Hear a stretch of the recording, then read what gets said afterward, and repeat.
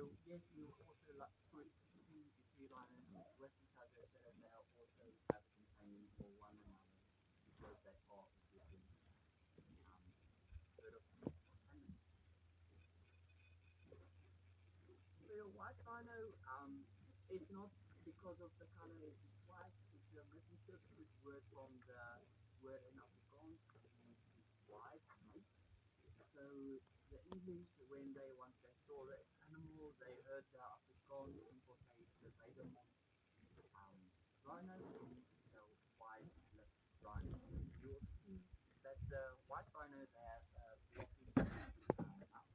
The black rhino has a hooked nose or mouth. So the white rhino is just a misinterpreted word name. It's not because they are white in the lips or anything. Do you have any questions about the rhinos? So the rhinos, part of their routine is they got used